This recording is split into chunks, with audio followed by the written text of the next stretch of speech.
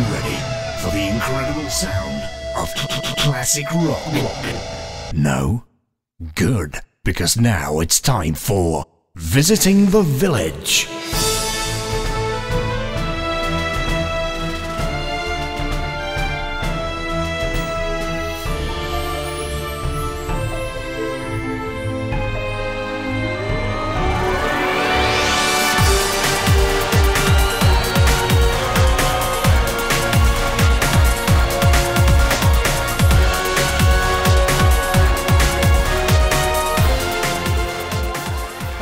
Welcome to Visiting the Village. My name is Paul Kilduff-Taylor. We're back. Joining me once again is the newly reconfigured Ian Hardingham. Hello everyone, I'm CD Key reselling my soul to the podcast. Let's get out of that dungeon. It's the top story. Nintendo are doing things with their Classic Edition. They've said they're not going to sell the NES Classic anymore, and they've just announced a SNES Classic. Now that we know some things about the classics, Ian Hardingham, what is your take upon them? So there were some stories yesterday, I think, or maybe the day before yesterday, that Nintendo were not going to make any more NES Classic minis. And there was a huge uproar from people because people were like, WTF? This is something that people really like, that there wasn't enough of. You said you were going to reprint it, and you didn't. This is really, really strange. You and I talked about it online yesterday, and we were like, that's really strange. So they actually, and this is unusual for Nintendo, they actually sort of came out and they, I don't know if it was of a leak or just like insider sources, and have said that they are releasing a SNES Mini Classic. And that's why they're not making the NES Mini Classic. So this is strange. I mean, I find it a bit weird. Of course, this is going to make the SNES Mini Classic, whatever, sell really, really well when it comes out. It's going to be out at Christmas. I think it's a savvy move. Does kind of feel like they could have sold more NES Classics, though. I'm baffled by this, but I continue to be baffled by hardware and hardware retail. I mean, I guess they can always bring out another edition, right? And they can do it as this thing that's a kind of secondary revenue stream that they can do in little bursts. Maybe they could do it in another Christmas. That's kind of what you do with limited edition stuff. Obviously, the SNES Classic is cool, and that's going to instantly sell out as well. But then every call I make about hardware is wrong, as we'll discuss later. So that could be wrong as well. Maybe that will fail inexplicably. But I mean, keeping this as a limited thing, I guess, can make sense on some level, but it was so popular. It seems to be, you know, we talked about how this could be another whole revenue stream for them, and now it won't be. Yeah, I guess maybe they don't want to sort of flood the market with these older games, which definitely, for me, I have been exposed to a lot of these older games through emulation on various devices over the last 20 years, and I'm kind of not that excited about playing NES games anymore. Sorry. Maybe they are under the impression that by kind of artificially limiting the supply, they're just having a massive impact on their own brand. And maybe that's something that they value very highly. I think it's strange. I mean, I look at Amiibo. You know, they've really hit the jackpot with Amiibo. They've really found the level at which this works. People really love buying these little things.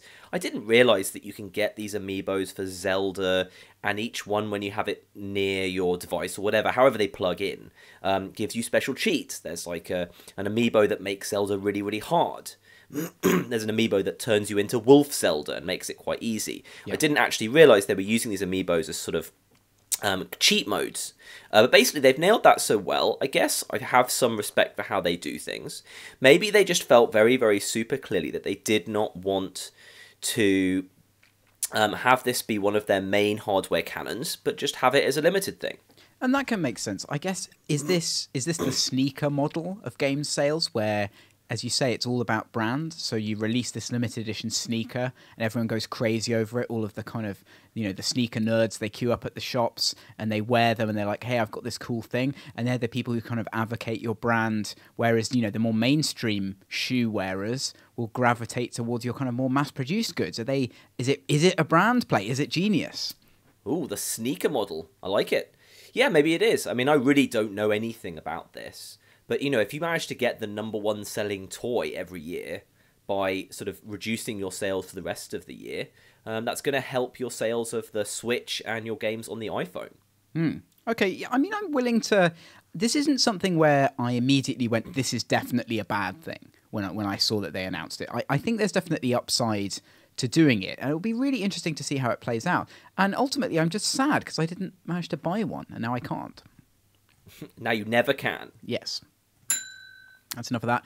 More hardware now. Project Scorpio has been fully announced and taken to bits by Digital Foundry to the new, obviously updated Xbox.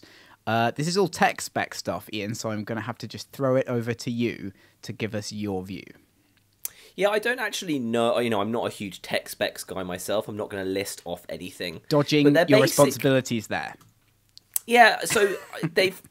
Yes, I'm sorry about that. They've given Eurogamer and Digital Foundry a really unprecedented level of access at this point in a console's development cycle. Eurogamer have a new post about the Scorpio every day for the last 10 days, I think. There's a lot of really interesting stuff here. I think it comes across really clear that Microsoft are very passionate about this console. They've gone back and they really want to knock it out of the park with this one. I guess the core idea of this is actually in some ways pretty similar to the PS4 Pro, in that they just want 4K to work. Yeah. They basically want you to be able to go up to 4K with HDR or whatever and have it at the same frame rate that a normal Xbox can run something at 180 or more usually 720 or 850 or something. And that's where they're going with that. And that's cool. I mean, I think there's, for me, I'm sort of a little bit less interested in 4K than I am in kind of other graphical features. But obviously the console manufacturers are pretty excited about this, and Scorpio is going to be significantly more powerful than the PS4 Pro. I don't think there's any question about that. It's going to be really significant. I'd be interested to see what Sony are going to do about this internally. I'm definitely going to get one. Apart from that, yeah, I'm just looking forward to it. Yeah, I mean, I think the thing you mentioned at the outset here is the most interesting thing about it in many ways, that they've gone with the tech play, giving it to Digital Foundry early, encouraging lots of discussion because it can compete on the raw numbers. I don't know enough about this to tell you whether it's sort of meaningfully dramatic improvement over the PS4 Pro. I can see some numbers that are bigger than other numbers. It's got more RAM, for one thing, 12 gigabytes of RAM. But more seriously, I think they've been confident with this because they know it stacks up. And as you say, this is about 4K. 4K is something that even I am interested in from a very sort of basic consumer point of view. So I feel is going to be very impactful in terms of TVs as it comes in more regular price points. And so people want consoles to match. All very sensible. But interestingly, I think we've really seen, there are a lot of analysts and people back at the start of this generation saying this is the final console generation and it's about iterations of this now. And I think we've actually seen that meaningfully. We've had these two big upgrade consoles from the major players now. And I really think that the iteration model is something that is a valid thing to say about this generation. I think that's definitely right. And I think it's going to be important to see what Sony does in response to this. This might be the final generation in that it is no longer a generation. It's a rolling thing. Obviously, as we've said many times before, almost everyone's happy when we manage to stay on the same generation because developers and publishers get to sell their games to a much larger number of people. It's really hard when they have to decide whether they're going to target Xbox One's launch or just Xbox 360 because everyone's more excited about Xbox One. There's going to be a high attach rate, but there's going to be much fewer people owning the console. So people are generally happy about that. But I think that while we are definitely seeing that right now, we also haven't got to the point where there's really been a compromise being made. So far, both PS4 Pro and Scorpio are basically about same games that are basically functioning exactly the same, but they're in 4K, or maybe they've got a higher frame rate. So that is not really a significant thing. That's really cool, but we haven't got to the point where it's like, okay, are we going to stick with this older architecture? Are we going to be dragged down by the fact that we still have to support Xbox One and PS4 base? And is that going to start causing us problems as developers? And when are we going to start cutting off the Xbox One base but not the Scorpio?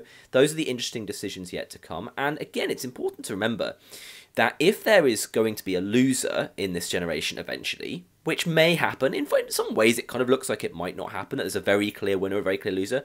But if there's a very clear loser, then the nuclear option is to announce a new console generation. Yeah. So let's not just say it's definitely over, because if one of the two big guys loses, then they're going to announce the next one, and that's going to be really interesting.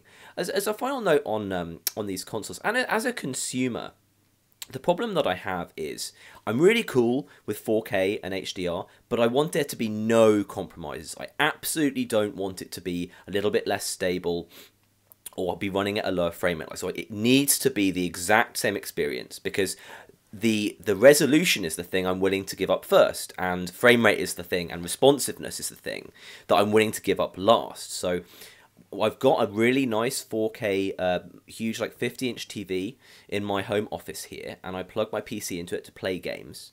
And I played Doom on 4K, and it was awesome, it looked amazing. But I play everything at 1080 because I can just put up all of the graphics sliders, and I can really enjoy it, and I know I've got enough power to spare. And I don't want to play something marginal, even though 4K looks amazing. So that's like my personal take on it. Yeah, and I think that's going to be true of a lot of people, because we're really at the point now where I was going to say 1080 versus 4K is going to be a sort of fine-tuning thing in games, but that's not going to be true, if people are really making use of kind of the extra resolution and they're, perhaps it comes across in textures or something, they're really expecting you to have this resolution, then it will start to matter a bit more, because it certainly matters for raw TV images, as we talked about before. Like, I think most people could instantly identify a 4K image sort of over a 1080, and most people who pay attention to images could. So yes, there's going to be this awkward crossover point where compromises have to be made, and I'm really with you on that. I don't think we want to undermine the core experience of anything just to squeeze out that extra bit of resolution. Yeah, so there you go, really. I mean, again, just finally, I'm umming and ahhing about getting a PS4 Pro, but I think that Scorpio is a very attractive proposition because it's a much bigger jump. And like I say, I have this nice TV. I'm looking forward to getting a Scorpio this Christmas to play stuff in. But this is an interesting new approach to the mid-generation, and we're yet to see what the approach to the end of the generation looks like.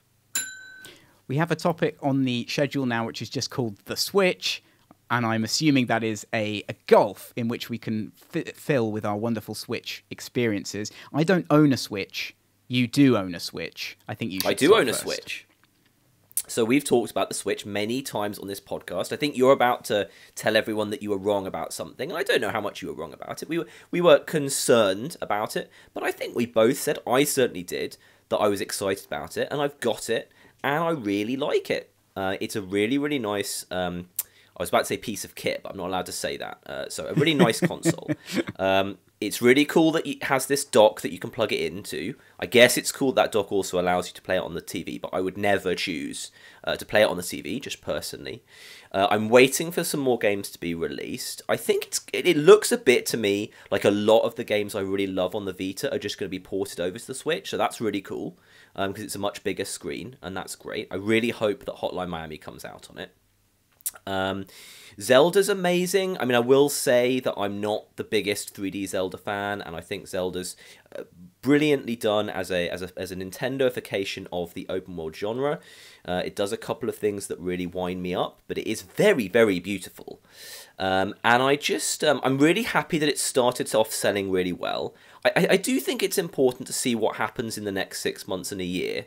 But, this is great. I love handhelds, and this is a legit handheld where people are buying it, and it's going to get some really great games. I'd like to see how much support it gets from indies and more interesting single A stuff, because that's still kind of what makes these experiences for me. Like, I do really enjoy Nintendo's games, but they're not quite exactly in my wheelhouse. They're not the things that really define a console for me. So there you go. Yes, I like the Switch. The thing with the Switch is that if you had told me it was just going to be a Vita with a better screen and more features, then I would have been excited about it. That's the way to get me excited about something. And it was not pitched like that, because obviously, why would you pitch something that is, a follow-up to, I guess, a failed platform? I guess. So my problem is really differentiating between this perception of the Switch as something that I like, and that you like, and that my friends like, and the Vita, which was also something that those people like, which was a failure. I think the issue might be that they've managed to make something that kids are interested in by virtue of perhaps Zelda by virtue of the design and the marketing and this critical feature of, if mum and dad are using the TV, I don't have to stop playing. Like, that seems to be the way that they've pitched it to kids. And you see all of these news articles come out about, like, it's the fastest selling Nintendo thing since this other Nintendo thing, and it's the best selling thing ever in this territory. And I can't put all of that together. I'm not, as we all know, a hardware analyst. I can't put all that together into a good picture of how I think this is going to do long term. I just don't know. I'm still dubious about it in the way I was dubious about it before, which is that it doesn't sort of have a very clear pitch. But as a thing that became desirable to all their target groups at launch, it's definitely worked. So I'm happy to say that I was wrong about it. Yeah, I mean, I guess the primary difference with the Vita is just the first-party software. I mean, this is going to have Zelda, Mario, Mario Kart, and Pokemon in the first year. Not to mention Splatoon, that's pretty popular now, and Pikmin. I mean, this is exactly what the Vita just never, ever, ever had. It never had these absolute top-quality, platinum-class exclusives. And also, the Vita was... in a lot of ways, it's an offshoot of the PlayStation, whereas the Switch is basically the next in line of Nintendo's consoles. And if the Wii U can maintain this very hardcore Dreamcast-esque following, despite just being, and I'm really sorry if you like the Wii U, people who are listening, but just the most flawed piece of hardware, and a very strange marketing message. If it can retain it through that, now you've suddenly got a really, really nice piece of hardware that kind of hits in all the ways that the Wii U failed to hit. It's got a couple of social aspects, which obviously makes people happy. Then I think it's those things put it clearly above the Vita. Again, I mean, the Wii was such an interesting proposition. The GameCube and the Wii U are kind of the more interesting ones to look at because the Wii was such an anomaly. And it would be good if the Switch did better than them. I mean, I guess Nintendo know how to make this stuff profitable, and that's cool. It's just been such a lesson for me of trying to see past the actual platform holder's marketing message. Because the Vita was always sort of marketed as this portable indie game platform, basically, and that's kind of what I want. And the Switch was just marketed in this immensely confusing way. But as you say, it had the software library. It had, I think, the design of it. When you actually see one, the design of it definitely makes sense as something that, kids would like. Whereas the Vita clearly doesn't. It sort of looks like a bit of a hi-fi hardware. So it puts all these things together in a really nice package. And that's the thing I just wasn't able to see, because all I could think about was this idea of like, that they were trying to get the Vita audience, but casting them as people who want to use their TV and a portable platform that isn't a phone. That really confused the hell out of me. But of course, who wants to do that? It's younger kids. And they'll aspire to be like, perhaps this weird demographic that Nintendo are marketing to. Yeah, I mean, it is still kind of a weird proposition. Are they getting the best of both worlds? Maybe they just are. Maybe people, because it's got the dock, and because it's sort of clocked higher on the TV, maybe you just get both people, the people like us who want to play it on handheld, people who, for whom that is just a bit of a weird thing, and they're just like, okay, this is a TV console with an extra mode. Maybe they just kind of perfected that, and that's great. I think also, there's really interesting indie stuff going on with it. They've definitely kind of reached out to indies. I want to shout out Joe at Spartown Coffee for demoing me The Binding of Isaac, which is just a game that I've got back into enormously. This podcast is not going to go by without me talking about it multiple times, clearly. And seeing that with all of the additional DLC and everything running on the Switch and feeling it and sort of seeing the screen, it really, I want it for that reason. And I'm looking forward, obviously, to the other Nintendo stuff I like on there and other indie stuff. So they've really done it. And I'll be really interested to track the impressions of sales sort of as it goes further along. Maybe it can sustain itself and build itself into a much bigger platform than they even envisaged at the start.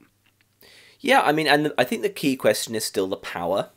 So it's just not going to be powerful enough to even compete with the PS4 and Xbox One bases. It's just a completely different product. Now, obviously, the Vita is still merrily going along, not exactly selling very much, but they're still releasing games and indies on it.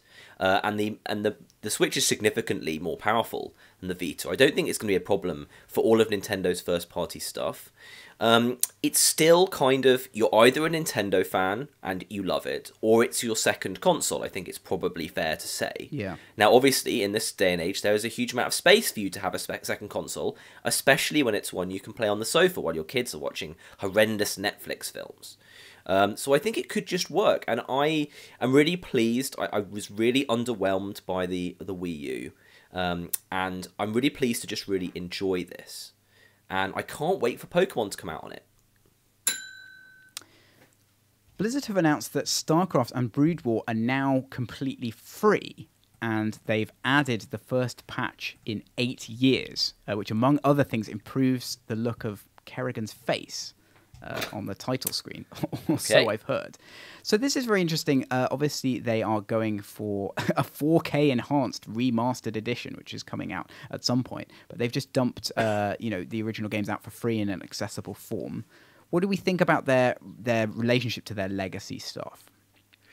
Yes, it's all pretty interesting. I mean, we talked when the remaster of StarCraft 1 was announced, and we said, well, this is kind of giving up on StarCraft 2 as a competitive platform, because you can understand why they would want to sell a lot of units of StarCraft Remastered, which they will. I think I'm probably going to buy it, and I'm really not a huge StarCraft guy anymore.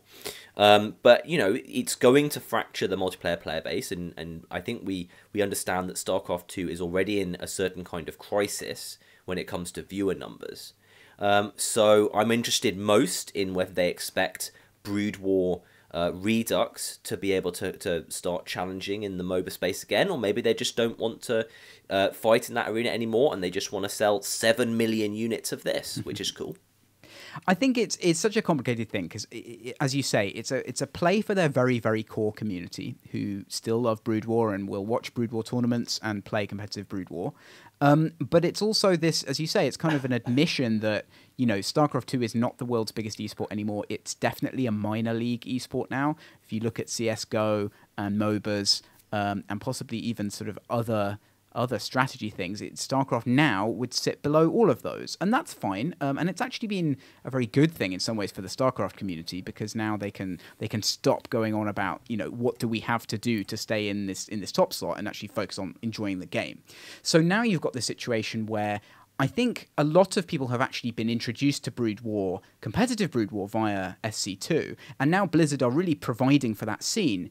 This seems to me like a very intelligent long-term play to actually bolster the overall scene around StarCraft as a whole, and just generally support it. And I really see this paying off for them, actually. I don't think it's going to do anything bad in terms of fracturing the player base. You're still going to be able to get a game of StarCraft 2. There will still be StarCraft 2 tournaments, but now there'll be more content about StarCraft. There'll be more stuff going on. If you really want to play Brood War, which was the endless chant of a load of the kind of StarCraft 2 naysayers, you can now just go and play it, and you can shut up and stop whining about the ways in which Protoss Micro is different between the two games. I really think this is a positive move. Sure, I think it's awesome. I think it's an interesting look at a PR marketing move to make the originals free right now. Yeah. But I also think it's just completely intelligent. I think it'll get it in the news cycle.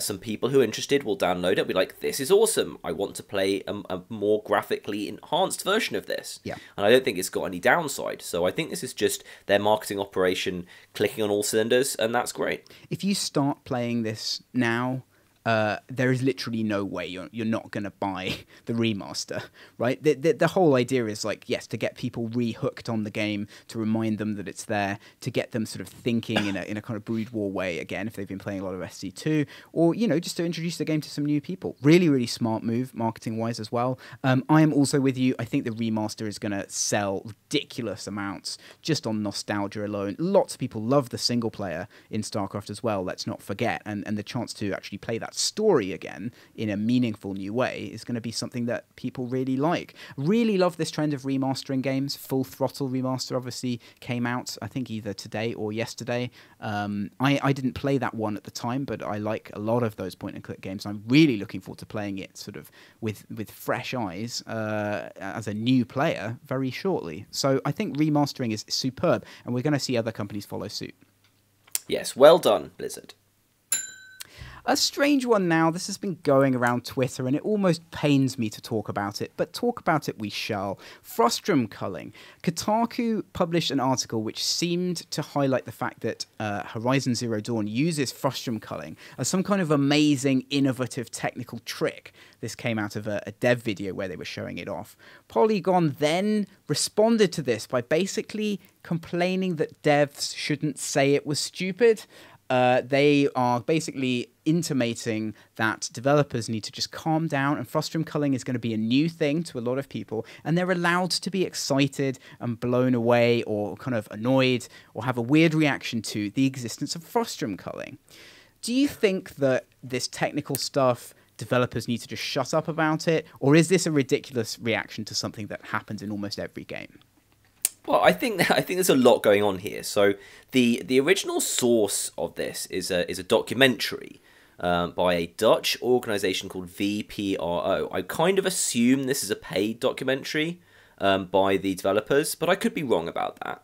Either way, it's clearly a documentary for people who are not very versed in games graphics technology, which, yes, indeed, is probably 99.9% of the population. And I'm absolutely fine with them showing frustum culling and other things such as mip mapping. I mean, it's not just frustum culling that Kotaku brings up here as part of the video. They also talk about the fact that trees rendered a long way away are flat 2D polygons, and when you're close, they're beautiful 3D models. So, I mean, I'm just going to give you my internal take on all this, which is that it's totally fine for this documentary to take this approach, and it's kind of, Kotaku get what they deserve for making a slightly clickbaity article that treats their audience, which is very, very different to the audience of this documentary, like we should be celebrating Horizon Zero Dawn because they came up with this amazing frustum culling technique. This reminds me a lot of the disagreement that we had about the article that was praising Blizzard's marketing of Overwatch. Right. I don't think it's the specifics of like, oh, well, this is done elsewhere that people object to. I think it's kind of the praising of a specific thing that hasn't broken any ground that really winds people up. It's like, yes, we like Horizon Zero Dawn. It's really, really awesome. But, I mean, saying, you know, just take a quote here. I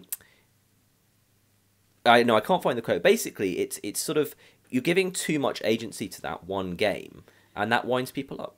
I think that this has been, it's so weird to see this spin out of sort of like take and counter take, and I really think this is kind of the media doing its job. People are very skeptical about the media, and they sort of see this agenda everywhere when something like this happens. I don't think it's sort of as clear-cut as that. This is someone finding a point of interest in something and blowing it up, as you say, you know, out of all proportion, as if it's a new thing. And I think if there's a problem here, it's that this should have been mentioned in the context of like other games do this as well. But you know how it is. Even if it had that caveat, people would still be like, "This is ridiculous. I do this every day before breakfast." Well, you know, yeah, but I just think it's sort of a badly targeted article by Kotaku. It's like, you know, to take a more extreme example, if you had a magazine for motorcycle enthusiasts, and you sort of pitched them an article that was for people who just knew nothing about motorcycles, it would be the wrong article for that publication. I just kind of think it's not surprising that people are sort of bouncing off it badly, because such a large proportion of these people would feel like they knew what was up. And again, I mean, people are going to respond badly. You know, the title of the article is Horizon Zero Dawn uses all sorts of clever tricks to look so good. And it's like, well, you know, the article should be modern computer games use all sorts of clever tricks to look so good. Here is an example of this stuff being used in Horizon Zero Dawn. I mean, we can just go down a rabbit hole with this. I think it was amazing the extent to which my Twitter feed blew up with developers being annoyed about this. But I'm kind of more on the side of people who are really irked by it than people who are like, it's fine, you know, this, you know, if The Guardian runs this article, that's absolutely fine. Maybe I don't understand Kotaku's audience. I thought they were, you know, generally pretty hardcore gamers.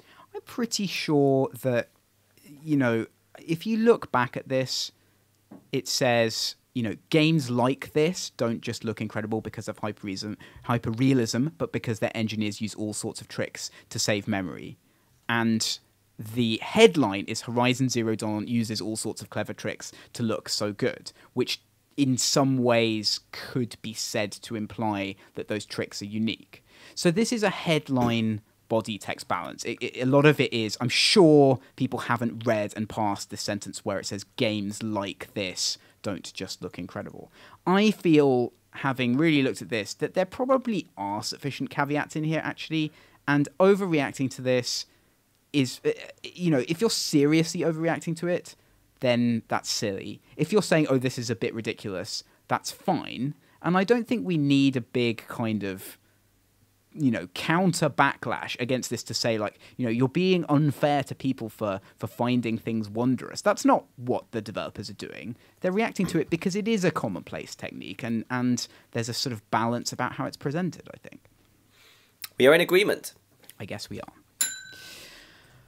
You mentioned Overwatch. We're going to talk about this now. This is from a while ago, but still relevant and interesting, I think. There was a big conflagration among Overwatch fans to do with the use of potentially a little bit sort of grey market console mouse and keyboard usage via adapters when playing multiplayer. So obviously on the console you would normally play with the controller. Some players are using adapters to play with mouse and keyboard, and various Overwatch players feel that this is an unfair advantage. Blizzard have kind of weighed in a forum response saying that either it should be absolutely banned or the console platform holders should allow full support for mouse and keyboard. What do you think about mouse and keyboard for competitive console FPSs? So I think there's an important thing to state right at the beginning of this topic, that this is really complicated because a lot of these mice and keyboard solutions are sold to be used by less abled gamers. Yeah. And I think once you look at it through that lens, everything becomes a lot more complicated because no one is suggesting that people who have disabilities shouldn't be able to play on their Xbox in a much nicer way by using this kind of stuff. So this just makes the whole thing an even bigger dumpster fire, as far as I'm concerned. I'm aware that there are people who believe you can get to the level of mastery of an FPS on a controller that you have on mouse and keyboard with enough practice. I have tried really hard, and I can't even get within 5% of my mastery of a mouse and keyboard for an FPS, and I basically just can't enjoy playing FPSs with controllers because it feels like I'm going back to a time when I was much younger and I didn't know how to play computer games. It just really, really bothers me. It's like sort of having a tennis racket and then being given something that's like a tennis racket but much worse at playing tennis. So that's just my personal take on it. So I personally think that being able to use a mouse and keyboard for competitive play on these games is going to be a competitive advantage. I mean, I just am way over there with mice and keyboard are better for FPSs. So I don't know what they can do about it. And I'm kind of amazed that, well, I'm a little surprised that Blizzard came out quite so aggressively on this issue. I think it's a dumpster fire. I think that the platform holders should allow mouse and keyboard on consoles now. I think we're at a point where the console is a PC in your living room, and you should be allowed to use whatever peripheral you want. If you want to use the Dreamcast fishing controller to play Street Fighter 4, then you should be allowed to do that. There is absolutely no reason why you shouldn't allow custom controllers on consoles. I actually disagree, I think. I think that there's a problem here, and it's something that I come across quite a lot in designing of games, where something is better, but it's also more annoying to use. And in my experience, it's often right to disallow the thing that makes something better but is annoying to use, because you don't want to put people in the position of being like, well, unless I go to this extra effort, which is quite annoying, I'm going to have a substandard experience. So I happen to have this home office that I've talked about before set up in a way that I have a mouse and keyboard on my sofa that allows me to play it really, really easily. But I'm really fully aware of how much better it is to use a controller when I just want to sit down and use a controller. Suddenly, I've got to make this really annoying decision about whether I play Overwatch or Gears of War or something, whether I kind of like deeply sigh and go and get out my keyboard and sit in a less comfortable position, or I just play the game in the one way that's being shown at me. I'm not totally sure I'm completely behind this opinion, but it's definitely a valid dissenting opinion. I don't know. I mean, you already have this problem in fighting games with the arcade stick and the controller. Getting the arcade stick out, it's quite heavy. I can't normally store it, right next to my console. I have it plugged in all the time. It's exactly the same amount of effort as it would be to get out a mouse and keyboard. But it's perfectly valid to play with the controller. Even some top players play with the controller. So there's that decision to make there. That's true. And mouse and keyboard is just the same. 99% of people are not going to play Overwatch on a console with a mouse and keyboard. They're going to. I would say a mouse and keyboard, by the way, I think it's significantly more annoying than getting out a fight stick. I would say you've got two things. You probably need a third to have a mouse mat. And you have to find the right surface or something. So I agree on broadly, but I think they are more annoying than a fight stick. I would guess marginally so, but if you have it well set up, then not necessarily. But yes, probably marginally so.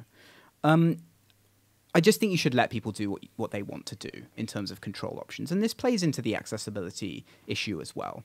If you have the flexibility there, then people can design their own solution. And you're not going to get a situation where, to be honest, someone who really wants to play with a controller is going to be like, but what if I come up against a mouse and keyboard player? That's not a realistic problem that anyone actually has. Yeah, I don't think I'm with you on this. I think that it could really kill the online playing of these games for the people who don't use mouse and keyboard. So if you just allow it and you start selling mouse and keyboards for Xbox and PlayStation 4, I'm wondering sort of what percentage of people who play Call of Duty online are gonna pick it up. Is it sort of 25% or something? And then again, I'm just operating from the position that these guys are going to have a really serious advantage. Now they're not as well. That's an important point to mention. Yeah. Yeah, because there's no evidence that it's actually a skill advantage. I find it basically impossible to believe that. There's been so many instances of people playing with a controller being able to reach the same standard that they reach on mouse and keyboard. That's almost a meme now of this sort of kicking off as a forum argument and then someone sort of managing to do everything they can to, inverted commas, disprove it. I just think it's personal preference.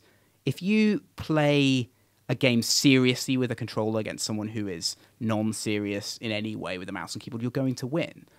So it's largely about how much you actually like your preferred control method in terms of using it to play the game for a large number of hours versus this sort of raw difference between control methods at the same skill level. Well, I guess I'm going to have to read that research. I do find it really hard to believe from my own experience, but you sound pretty convinced. So I guess I'll read it. I mean, I still think that even if it's only a perceived difference, it's going to cause a problem for people. I mean, and also the identity of a console is so tied up in the primary input method. And yeah, again, the fight stick's an interesting example. Do you just use mouse and keyboard for FPSs? I don't know. I find it a little problematic. I wish that they would, because I would love to play Gears of War on the Xbox with a mouse and keyboard. I really enjoy doing that. It would be really interesting to see what it did to online people.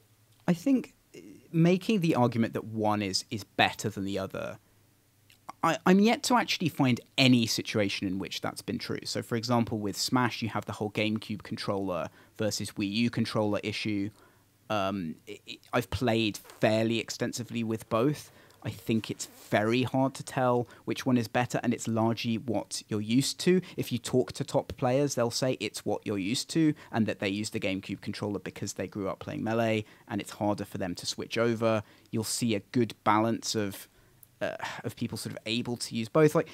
If there were ever a clear-cut example of one control method being actually a lot easier than another control method for a similar number of playing hours, then it would be more compelling. But I just kind of think that it's a more significant change, and I kind of think that the way everyone uses computers sort of promotes the mouse as being the best way of controlling a pointer.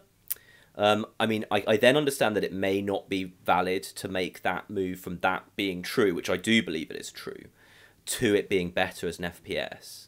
But there's a much more significant difference in a mouse and a thumbstick, I think, than sort of, say, like the Wii remote versus the GameCube remote, or even probably a thumbstick versus a flight stick. or fight stick, rather. Yeah, I mean, it's just, again, any evidence that would suggest that there's a meaningful skill difference, I think would be useful here, and I've just never found it in any forum or anything sort of similarly related. I mean, I think the way to test this is to just let people do what they want and then see if there's a skill difference, you know, after that, even adjusting for the fact that higher skill people may want to use a mouse and keyboard. Yeah, sure. I mean, that would be... to see that, you know, I think yeah, I would love to first. see that. And as we've just been through certification on the consoles, it would also be an interesting certification issue. Oh, yes. I guess that you don't have to pass cert for third-party peripherals, but then I think generally third-party input peripherals are sort of held to a standard that they're basically their input range is exactly the same as the controllers. Yeah. And again, I just feel like there's something different about the way that you use a mouse, but maybe they could make that the same. Yeah, I mean, there's definitely a cert issue. I guess what you would do is sort of you'd either just ignore things that aren't the main controller, or you'd have, you know, voluntary support for a controller paradigm, and then you'd have to pass cert on that. So I think that would be reasonable. Sure. I mean, yeah, it does annoy me that for certain games I can't choose to use a mouse and keyboard on the console when there's basically no reason for that. And obviously, you know, my annoyance translates into, as we talked about, real problems for people who need alternative input methods. I can't see the actual practical disadvantage. Now, if we're just talking purely commercially, I can't see the disadvantage for platform holders in allowing it. So I would like this to be from the point of view of it being allowed and then addressing problems with it later. It'd be interesting to see if one of them did it, if either Sony or Microsoft did it, if the other one followed suit. Just a final point on this massively long topic. One of the really annoying aspects of this is that it's not easy to use the controller as the keyboard in the mouse and keyboard setup. Yeah. Because it's annoying to hold it in one hand and use it, you know, like it's just, for whatever reason, mouse and controller doesn't work very well. No. And it would kind of be a lot easier if it did. Yeah, that's very true. And also, like, there's a lack of good combo mouse keyboard peripherals. I know there's a Corsair one. We talked about lap boards before, but if someone was able to make like an actually good self-contained lap board, perhaps with sort of replaceable mouse option, then that would be good. It's the Razer turret. That's what I'm thinking of. That's right. That you can only use. You know, it's sort of standardized. That is still, I think, not quite there. But I would certainly buy one. Enough. Something ridiculous now. PC Gamer reported on an anime malware game which holds your files to ransom until you beat a ridiculous score in its hardest mode. I like this. This reminded me of the game that we bring up perennially on the podcast, which is Virus, the game that let you fight through corridors based on your file structure. But this actually, you know, is malware, effectively, and it holds your files to ransom. What do you think about this? Pretty harsh. I mean, I have to say I was a lot less amused by it when I found out that the score that you're required to get is a score that the creator couldn't get. So it's not like you just have to finish Spelunky, which I'd be kind of somewhat in favour of. But this sort of seems like a semi-impossible task. And he went to sleep, and lots of people got infected with the virus. Then he woke up and was really upset, and then sent out a cure for everyone. Yeah. So it ended well. But yeah, be careful out there, guys. It's a good story. Yeah, and it looks like an incredibly hardcore sort of shooting game. Yes, it is an incredibly hardcore shooting game. I mean, playing those is stressful enough, let alone, you know, trying to get your tax return back. Pretty amazing. More ridiculousness now, and the creators of Dwarf Fortress have basically willed the source code of the game to the Museum of Modern Art. I forget in which city, but this is an amazing development. Oh, it's in New York City, yeah, to MoMA. So when they die, the game will go there and it will be owned by them. What do you think about this? I think that's pretty amazing. I think Dwarf Fortress is more amazing every single day. I was reading a different article, I think possibly at Eurogamer, about Dwarf Fortress earlier this week, and just being kind of terrified by how much is simulated there now. Yeah. They've really run off with the trophy of like most insane world generation and simulation, and they just keep going like into the wilderness. Like if they ended up creating artificial intelligence, I wouldn't be that surprised. At some point, you know, you've got to look at the morality of the fact that people are just generating entire worlds with living people and histories, and then just getting rid of them because they couldn't find a nice place next to the beach, which is actually kind of like a future sort of moral problem that people like Ian Banks talk about. Save the dwarves. Yeah. Yeah, save the dwarves and the cat or whatever. Some dwarves, right.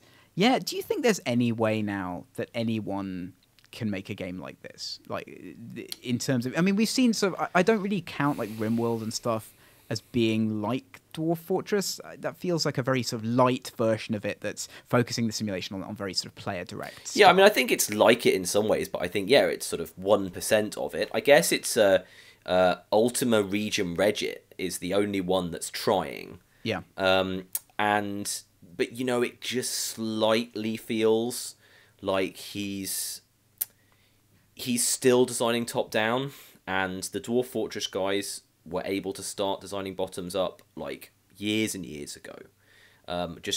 Things would start emerging, the right way of doing things within the engine and the world just starts presenting it to themselves because it's so established.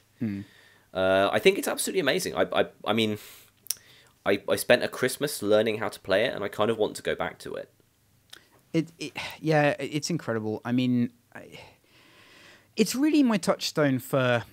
People want to make a game that has a sort of certain very ambitious thrust, and they have to really look at the length of time that, you know, Tarn Adams and his brother have put into making this. If you want to make that commitment to an idea, then you're gonna... Now you're talking about decades, really. If you really want to make a sort of fully simulated world, or something that has an equivalent feature set, you know, it has to be the one idea that you think you're going to dedicate your life to doing, really.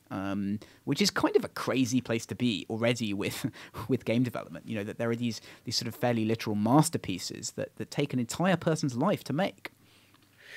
Yeah, and it's, you know, it's possible that a different kind of artificial intelligence would change the goalposts for that. Yeah. And maybe give you a different way of designing and creating these worlds, by being able to interpret human intent to a higher degree, which is scale on a different level.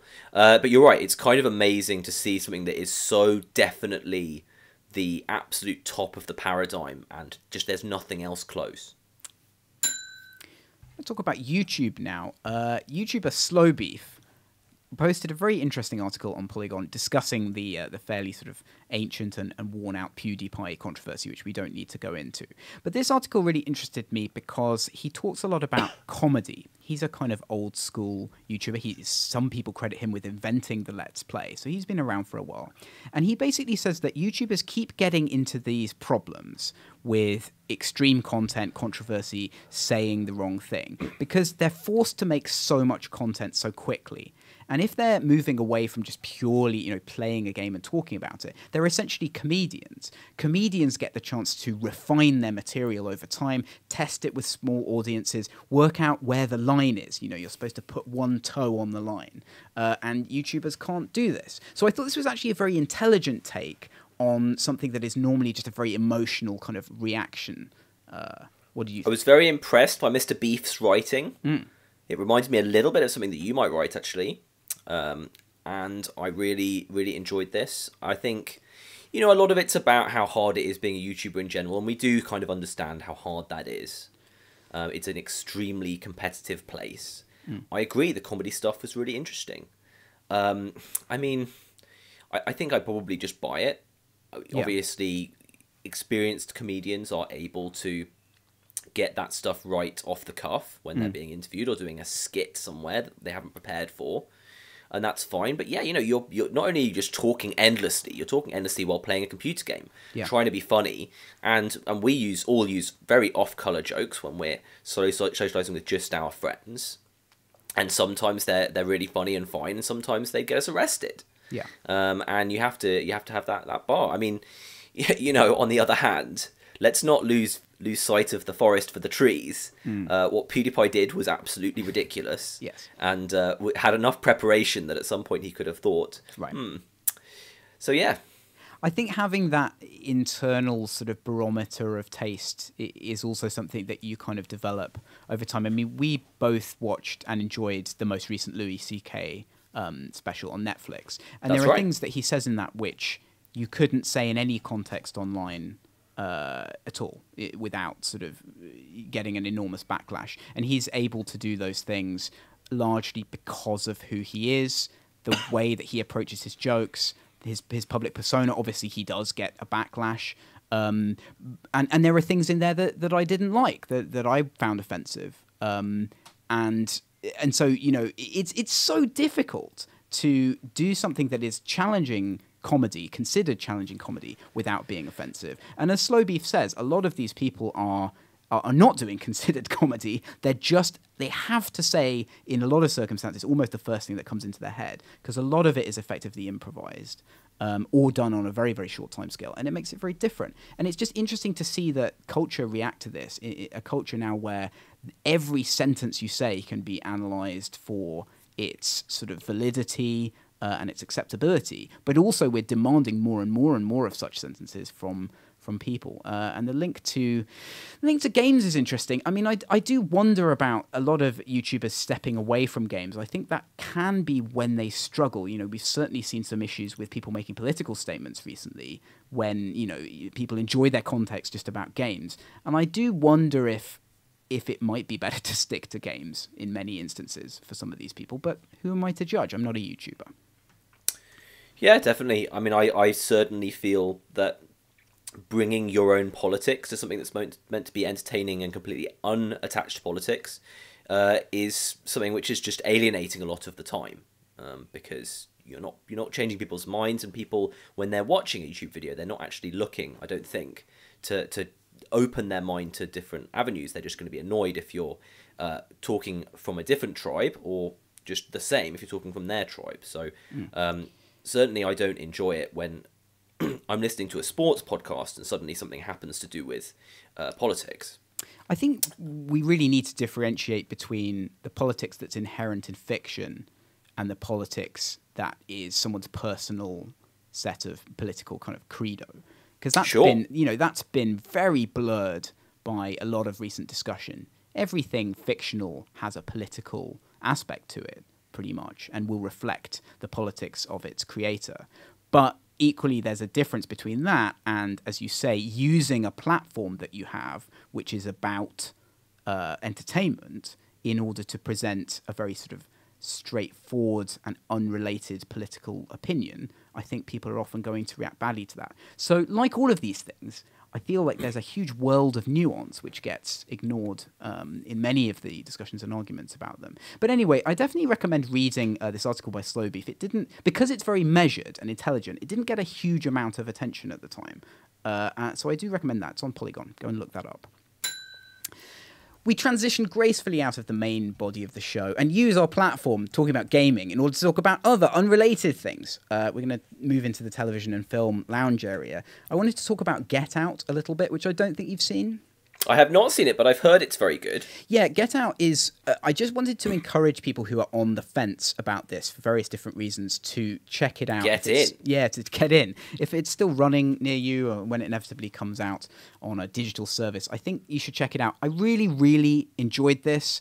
It's a comedy horror movie, and it is both successful as a horror movie, a light horror movie, not sort of something that's very hard to sit through, and it's also very funny, and it has Bradley Whitford in it, which is a big plus for me. And it manages to make a very specific set of points. I guess you might call them political, but they're sort of sociological and political. As well. And it's just really, really accessible as on top of all of those things. Hard to talk about in a great deal of detail without spoiling it. But I really think that kind of subtle comedic horror mixed with satire is such a difficult genre to get right. There's very few things that have managed to kind of navigate that successfully. Satire has been a component of horror, you know, for a very, very long time, and it's also sort of one of the fundamental tenets of the genre, and it's just really nice to see something modern that brings that out, that I don't feel is kind of preachy or overreaching in the points that it makes. It makes those points quite straightforwardly. Really well directed, very pacey, very good acting, so I just wanted to throw my weight behind what is already a fairly popular film, but it's That's great. I'm looking forward to seeing it. Yesterday I saw Alvin and the Chipmunks 3 Chipwrecked with Jason Lee, and it was extremely enjoyable. So well done. Was that a notable entry in the Alvin canon? Well, it was the first actually of the main films I'd seen. Right. And you're always in trouble when you have to watch these kid films, but this was really funny. It had the guy from from that comedy with Jason Bateman. God. Arrested Development. Arrested Development. Oh yes. It had the random husband who I think you're a fan of. Anyway, yes, watch that as well. Alvin and the Chipmunks 3. Right, we're not doing release this week in 2007 thanks to Eurogamer because I was in charge of the schedule this time. But we're going to do the Steam Global Top 10/11. I think we have 10 this time. We'll start off at the bottom with Bayonetta. Never played Bayonetta. Controversial game in some ways. I'm amazed it's still relevant, but people keep talking about it. And I think it was supposed to be a sort of a mild failure at the time. And now it's huge. Maybe that's not true, actually. Maybe I'm thinking about... You're right. I don't know. Number 9, we've got Nier Automata, which friend of the podcast, Malakian/Inspector Vector, demoed to me yesterday. It's a very strange game. I'm going to buy this, and then I'm going to bounce off it in 12 minutes and never play it again. You are. It's got some... It's very sort of JRPG-ish in its presentation, characterization. It's a third-person brawler thing. It's got this weirdo, like, futuristic /traditional / extremely Japanese aesthetic. Apparently it has all these existential elements to it, but Alex said that just translated into robots saying, please don't kill me before you kill them. And then one of your companions saying, no, don't worry, they're just spouting random phrases. They're not really sad that you're killing them, which sounds terrible. So Nier Automata... it looks nice. The combat looks pretty fun. Epic Yawn. Next up is Grand Theft Auto 5, which we'll ignore. Then we've got Scrap Mechanic, which I am not familiar with, so we're going to do a quick stealth Google. It's a multiplayer survival game, surprisingly. Wow, you're kidding. Yes, and it looks like you kind of build machines based on stuff. Yeah, you build some machines, run around, pick stuff up. Yeah, so that's that, which will... just never go away. Then we have Forts, which I noted was a new release. I think that's just out today, actually. And I also haven't had time to check that out. So I'm stealth Googling that right now. It's a physics-based action RTS. Its main site has gone down due to lack of bandwidth. Oh, it's 2D. Very interesting. Okay. Yeah, it looks like Worms. Yeah, it does look like Worms. Wow, this is a new one. So we definitely need to check this out. It looks pretty cool. But this is come out of absolutely nowhere. I've seen no press for this. Maybe they had some YouTube stuff, but it's yet another one of these kind of baffling, like, immediate successes. It looks very sort of basic, really. It looks quite iPhone-y. It does look quite iPhone-y, but there you go. Who knows what's going to succeed these days. Next up is Rocket League. Then it's Subnautica, Counter-Strike Go, H1Z1, King of the Hill, and PlayerUnknown Battlegrounds are in the top 2 slots. Now, a while back, you asked me if I could pick any type of game to make cynically for money, what would it be? And I said, I think it's probably too late for this, but it's definitely still open world multiplayer survival. And that would have been the right call at that point, like a year and a half ago. Absolutely. It's just crazy. PlayerUnknown Battlegrounds is another big entrance into this genre. I mean, I think this is a slightly unusual case because I believe that he was the progenitor of an extremely popular Armor mod. Yeah. And this is the standalone version. I think he had a lot of fans that came in to make it big to start with. Obviously, it's also extremely good. Yeah. But yeah, I mean, totally, I agree. This is the genre that is not stopping. Yeah, he was this guy, his name is Brendan Green, and he's kind of the progenitor of the Battle Royale mode, so this kind of decreasing circle, which is basically like how to make DayZ interesting. Yeah. Effectively, like it forces people to actually make decisions to do combat. PlayerUnknown Battlegrounds, I think, is notable, at least to me, because it really looks a lot nicer than any of those games. Right. It looks nicer than Armor, looks nicer than DayZ, looks nicer than H1Z1, so... I think that's a big deal, and you still see just infinite hours of people playing these games on Twitch and Skyping their friends and talking nonsense to them. So there we go. That's Steam. We don't have any listener questions this week because we thought we'd make it blissfully free of your nonsense. Martin Binfield still managed to sneak in and ask something about a superlative robot, which I refused to answer. But Martin Binfield got engaged this weekend, so we should say Excellent. congratulations to him. Congratulations. Well done, Martin. Congratulations, Martin Binfield. Thanks for joining us for this reunion episode. The gap was so long. We're going to try and do more. But thanks very much, and we'll see you next week. Goodbye. Thank you. Goodbye. That's it, children. Time for bed. Don't forget to pay us a visit at www.visitingthevillage.com.